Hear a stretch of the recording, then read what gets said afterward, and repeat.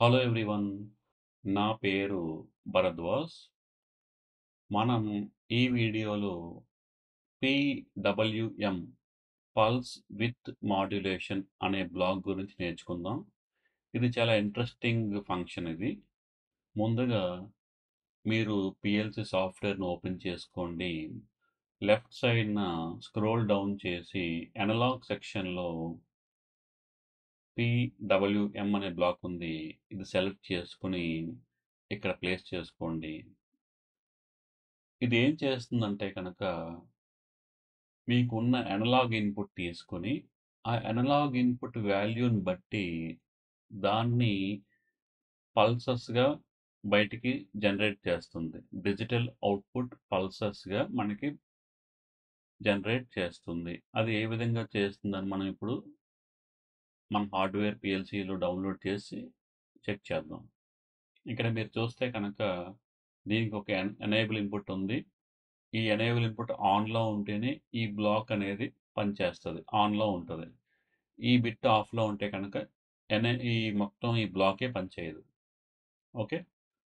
ఇది ఏఎక్స్ అనేది మన అనలాగ్ ఇన్పుట్. ఇది మన డిజిటల్ అవుట్పుట్. సో, ముందుగా ఒక డిజిటల్ ఇన్పుట్ తీసుకోండి.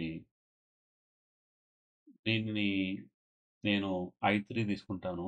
మీరు ఏ ఇన్పుట్ అయినా తీసుకోవచ్చు. No issue. కామెంట్ ఇవ్వండి. ఇది నా ఎనేబుల్ బిట్. ఓకే. కనెక్ట్ చేయండి. ఓకే. ఇప్పుడు ఒక డిజిటల్ అవుట్పుట్ తీసుకోండి. కనెక్ట్ చేయండి. కామెంట్ ఇవ్వండి. అవుట్పుట్.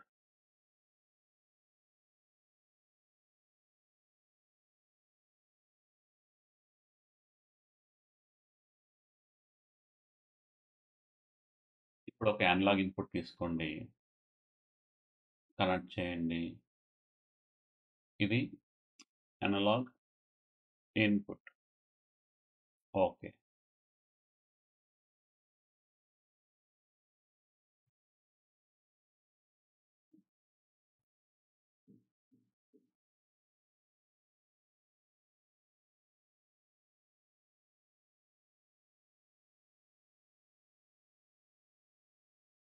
ఇప్పుడు ఈ PWM ఉంది కదా!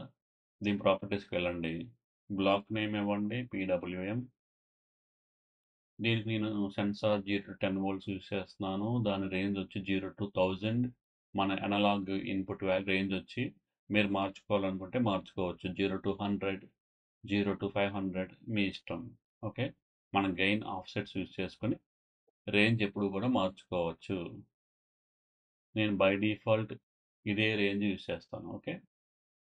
ఇక్కడ పల్స్ విత్ మాడ్యులేషన్‌లో మనం మెయిన్‌గా టైమ్ ఎంటర్ చేయాలి. Periodic time.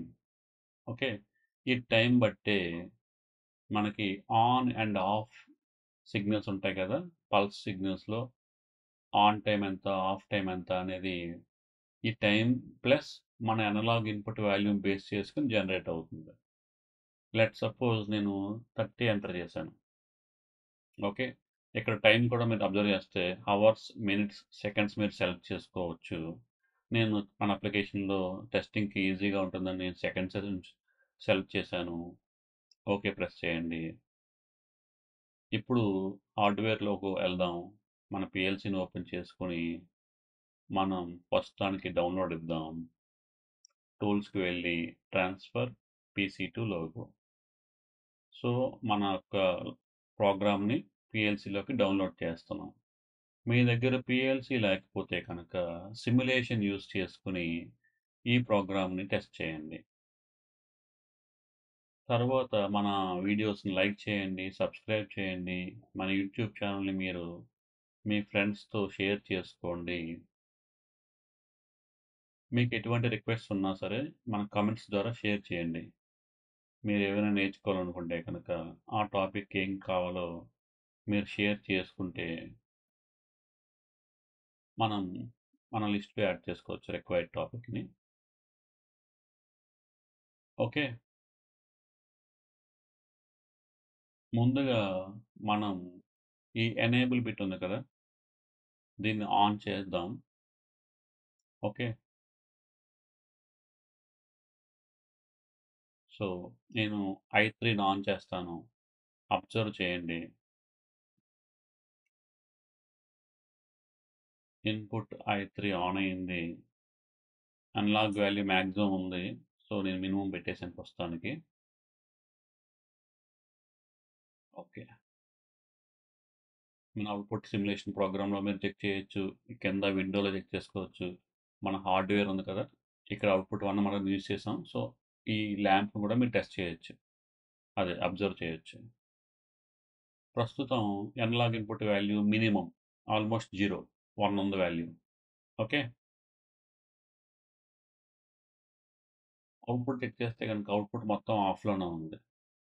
Analogue input 0 are 1లో ఉంది కాబట్టి అవుట్పుట్ అనేది మొత్తానికి ఆఫ్‌లో ఉంది.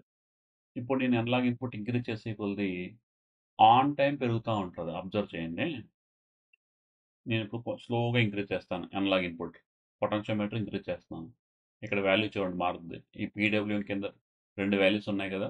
ఒకటి 1 ఉంది. ఒకటేమో 30 ఉంది. ఇది టైమ్ పీరియడ్. ఈ 1 అనేది అనలాగ్ ఇన్పుట్.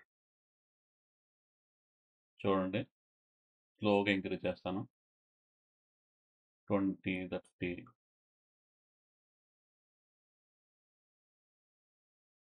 అవుట్పుట్ అనేది బ్లింక్ అవుతుంది చూసారా? స్లోగా బ్లింక్ అవుతుంది. మీకు కొంచెం కనబడట్లేదు. ఇంకొంచెం ఇంక్రీజ్ చేశాను. చూసారా? అవుట్పుట్ అనేది బ్లింక్ అవుతుంది. ఎక్కువ సేపు ఏం బ్లింక్ అవ్వట్లేదు. తక్కువ సేపే ఆన్ టైమ్ అనేది తక్కువగానే ఉంది. ఎక్కువగా ఏం లేదు. ఇక్కడ కూడా సిమ్యులేషన్‌లో చూస్తే బ్లూ, రెడ్ మారుతా ఉంది. ఓకే. ప్రెజెంట్ 76 ఉంది. నేను ఇంకొంచెం ఇంక్రీజ్ చేస్తాను వాల్యూ. 200 పెట్టాను. ఇంతకు ముందు మీద ఇప్పుడు ఇంకొంచెం బ్లింకింగ్ ఫ్రీక్వెన్సీ పెరిగింది. ఆన్ టైమ్ కూడా పెరిగింది. ఓకే. ఇది పల్స్ విత్ మాడ్యులేషన్. మీ దగ్గరున్న అనలాగ్ ఇన్పుట్ తీసుకొని దాన్ని పల్సెస్‌గా మారుస్తది. పల్స్ డిజిటల్ అవుట్‌పుట్‌గా మారుస్తదనమాట. ఇంక్రీజ్ చేస్తున్నాను చూడండి.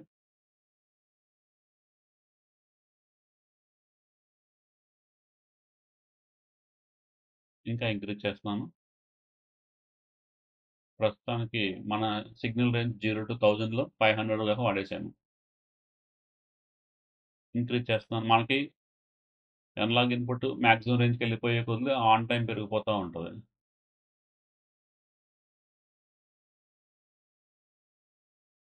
యాక్చువల్‌గా ఆన్ ఆఫ్ అవుతుంది. ఫ్రీక్వెన్సీ పెరిగే కొద్దీ మనకి కంటికి కొంచెం కనబడకుండా పోతుంది. క్లియర్‌గా అబ్జర్వ్ చేస్తే గాని కనబడదు.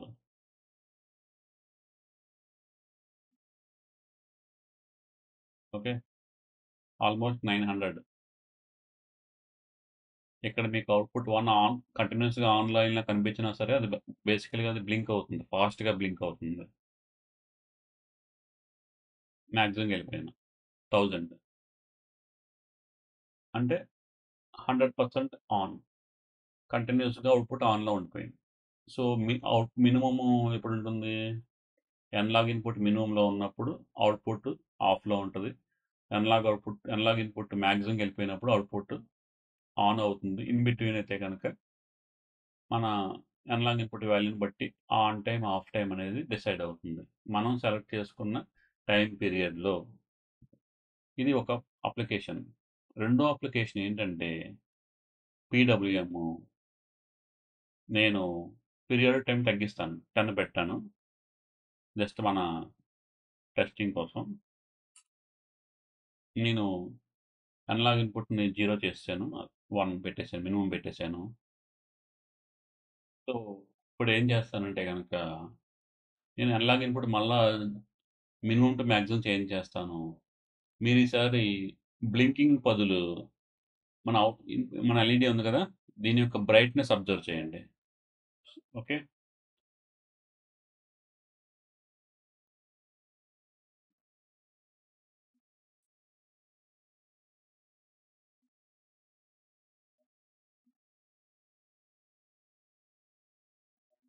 లైట్ పూర్తిగా ఎలగలేదు చూసారా? కొంచెం ఎలిగింది.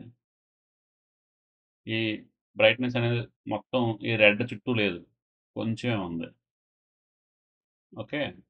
నేను ఇంక్రీజ్ చేస్తున్నాను. బ్రైట్‌నెస్ అబ్జర్వ్ చేయండి.